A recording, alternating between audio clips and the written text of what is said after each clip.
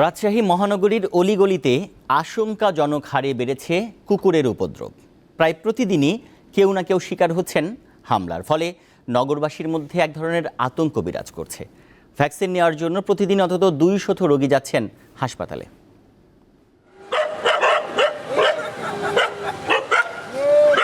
রাত 10টার পর নগরটা যেন ওদের।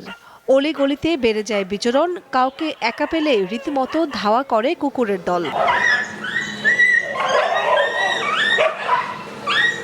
2013 সালে উচ্চ আদালতের নিষেধাজ্ঞায় কুকুর মারা বন্ধ হয়ে যায়। এরপর থেকেই রাজশাহী নগরীতে বেড়েছে কুকুরের সংখ্যা। আর সাম্প্রতিক সময়ে কুকুরের কামড়ে আক্রান্তের হার বেড়েই চলছে।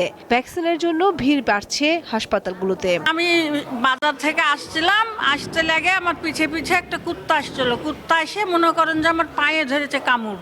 পাইপে থেকে আসছিলাম, তখন কুকুরে কামড় মেরেছে। কুকুরটা এসে আমার পায়ে কামড় দিয়েছে, দিয়ে 2 জায়গাতে রক্ত বেরিয়ে গেছে। কুকুর এত বেড়ে গেছে, আমরা খুবই অতিষ্ঠ। এটা কুকুরদেরকে যদি ভ্যাকসিনেশনের আওতায় আনা যেত তাহলে হয়তো আমরা এই কুকুর উপদ্রব থেকে কিছুটা নিস্তার পেতাম। সবশেষ 2019 সালে সিটি কর্পোরেশনের জরিপ অনুযায়ী 30টি ওয়ার্ডে 42 কুকুর ছিল 7,500-এর বেশি। এবং ওই বছর থেকেই কুকুরকে ম্যাচ ড্রপস ভ্যাকসিন দেওয়া বন্ধ করে দেয় রাজশাহী সিটি কর্পোরেশন।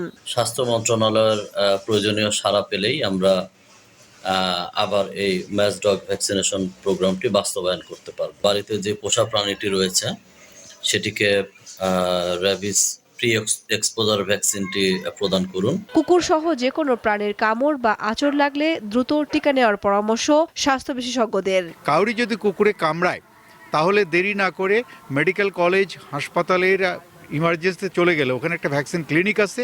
নগরবাসীকে সচেতন হওয়ার পাশাপাশি কুকুরের জন্য দ্রুত ম্যাচ ড্রপ ভ্যাকসিন চালু করা প্রয়োজন বলে মনে করেন এই স্বাস্থ্য বিশেষজ্ঞ। দীপ্ত, বার্তা কক্ষ।